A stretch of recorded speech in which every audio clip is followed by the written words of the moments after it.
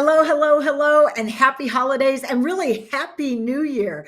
We're coming to you on New Year's Day. We made it to another year, 2024, and this one is going to be the best one yet. Hi, I'm Renee Seiler. I'm the manager of the Convo, and welcome to our post show Secrets of the 1% chat with Empire Capital Ventures managing partner Amelia Thomas, who's been our talent for this incredible show for the last 8 weeks. So Amelia, come on in. Hi, how are you? I'm great, Renee. Happy New Year. Happy New Year to you too. I can't believe it. We've been working on this show for the better part of, I don't know, probably 4 or 5 months. And so here we are now. We've run all the episodes and we're wrapping it up tonight with Social Security, which I can't think of a better way to wrap this up. Social Security is one of those things that I never really gave a lot of thought to because it always seemed like it was so far off in the distance. And guess what? It's not anymore. That's right. It's not That's like that for a right. lot of people. And so what's important that you did was demystifying a lot of this. This is about we have to plan now for the type of life we want to live into retirement, right? That's right. Renee, many people think of Social Security as their primary source of income, but it really should be the butter on the bread and not the bread itself. It should just be a condiment, something just to help supplement the income that you already have coming in, but it should not be your primary income source. And I think way too many Americans rely on Social Security to be its primary income source when that should not be the case. We don't know. Where Social Security will be even 10 years from now, because that particular fund has been underfunded for the past 20 years. It's slated to run out of money at some time in the future, which is even more of a reason why you cannot rely on it. You have to be preparing right now for retirement, and Social Security should not be included in that number if you're going to be retiring, Wow. past the next 8 years. Wow. I am so glad you made that really clear. I hope everybody who's watching this heard her say that. Do not rely on Social Security as your primary source of funding your retirement.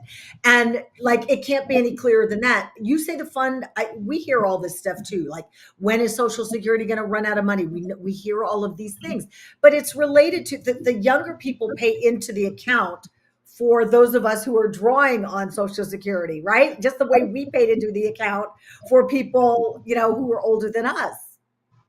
Yeah, Renee, it is honestly basic math.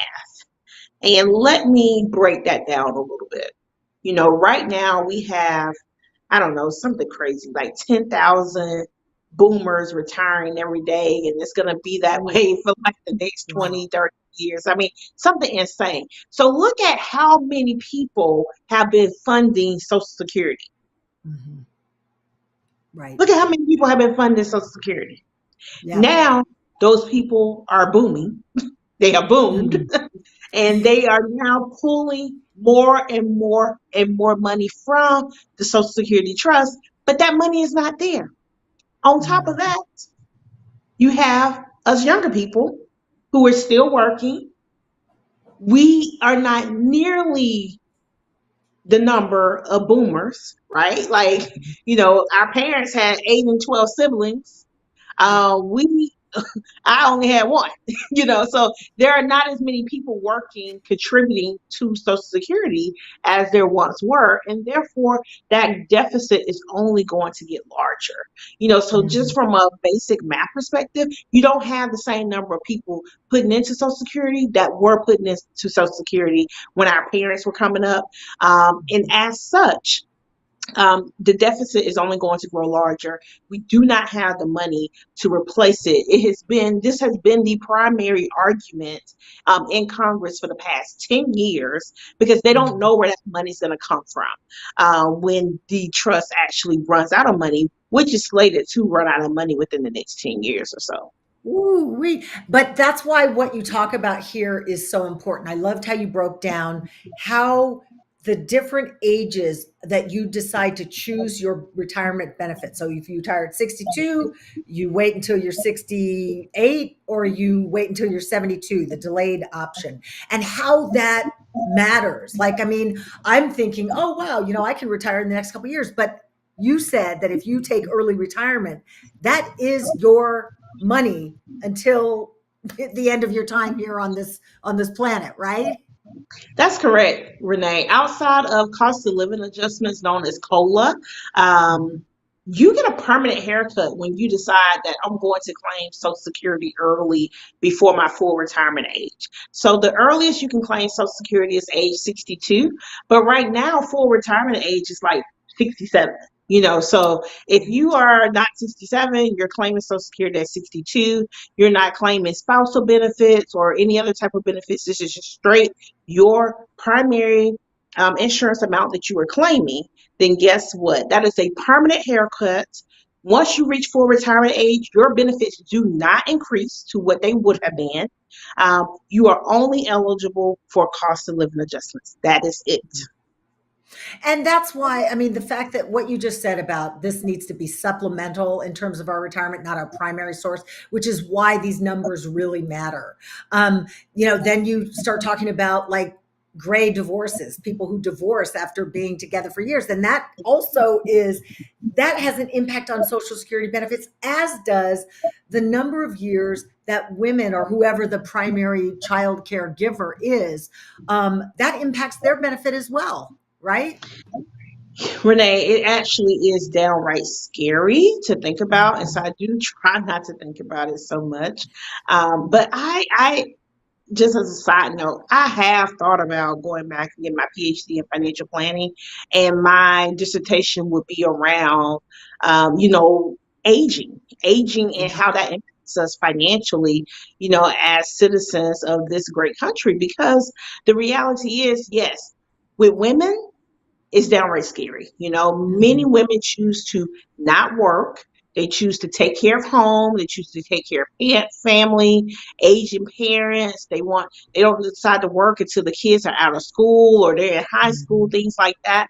But guess what? At that point, you have less working years ahead of you than behind you, right? And guess what? Social Security is calculated based on your working years. So Wow. they take the top 35 working years in terms of income. And every year that you did not work in those 35 years, you get a zero Mm. for that. So think about Oof. a zero, a F, when you were in school. Do you remember how that impacted your grade point average? It was Right. Right. severe, and that was just one F. Imagine you had 15 Fs because you only worked 15 years. Oof. Your benefit Wow. would be very minimal. Now, if you were married during that time and you were married for more than 10 years, luckily for you, you have a little cushion. You have something to fall back on, and you can claim off of your husband's Social Security benefits.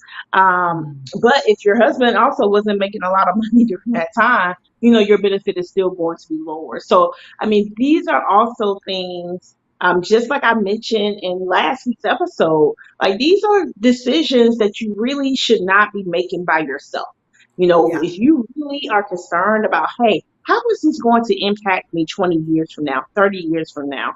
I really would encourage you to have a conversation with a fee-based financial planner. This is a person who's not going to be, trying to sell or promote a product. They are truly interested in giving you the advice that you need to make the best decisions for you and your family. And Social Security is a big one. Many Yeah. people do not realize the various facets that impact the benefits. And then some people are not even eligible for Social Security, Renee, believe it or not, because they have a pension plan in Wow. their state that takes those Social Security benefits, pays into that pension plan, and you just get the pension. And so you have some Wow. silver service workers who are impacted by that. There are a number of state teacher retirement systems that are impacted by that. Like Texas is a big one. So unless you had another career somewhere else, you're probably not eligible for Social Mhm. Security benefits. So like There are just so many different things that, impact your primary benefit amount. And if you are uncertain what that number is, just log into ssa.gov, pull up your statement. They produce one every 5 years to let what your benefit should be if you retire at full retirement age. Well, it's funny. I've been checking my account, so I I do that. But just real quick, just going back to women who might be taking the time off to raise kids, they have to work longer, right? So they have to, like, if you say took 15 years off during your primary working years, right, to raise your children, do you then, in order to at least try to defray some of what you lost, do you work longer? Yes, work longer, you have to Mhm. earn more, Mm, or you could potentially piggyback off of your spouse's Social Security benefits if it's enough. But if it's not enough, uh, then yes, you're going to have to work longer. wow. And more than likely, it's going to be a combination of working longer and earning as much money as possible to help offset what you lost in those 15 years that you were raising the family. So just to wrap up here real quick, I just want to, I know I keep saying thank you, but this knowledge that you have provided for us, it really is invaluable. The things that I took away from this are, it's better to light a candle than to curse the darkness. Know where you are, ask questions, find a good financial planner. If someone is watching this and they say, you know what, I have a question. I like this Amelia Thomas person. How can I reach her? How do they reach you, Amelia? Yeah, absolutely. So our website is www.empirecapitalventures, V as in Victor, Entures.com. And you can also email us at support@empirecapitalventures.com as well, and someone will be in touch with you. And Renee, can I add one last thing? Absolutely. I think it's just important to note that if you watch this entire series, you would notice that every single episode came back to planning. Mhm. Every single episode came back to planning. And that should tell you how important planning for the future financially really is. Because again, time matters. If you can get started on a number of these things in your early 20s, mid 20s, early 30s, you have much greater chances of being financially secure in retirement with or without Social Security. So I think it's just important to note that, you have to plan. You have to plan, you have to activate, you have to start putting money away, even if it's only 25 or $50 a month. We just have to get started. So it's funny we're having this discussion because I had the same discussion with my now 25-year-old son. I said, are you in your company's 401k? And because you're only 25, imagine what the next 50 years could look like for you if you start saving now. Exactly. So I'm going to be hammering that home for quite some time. But Amelia, again, thank you so much. Thank you for your time, for your knowledge and your talent. Really, really appreciate you.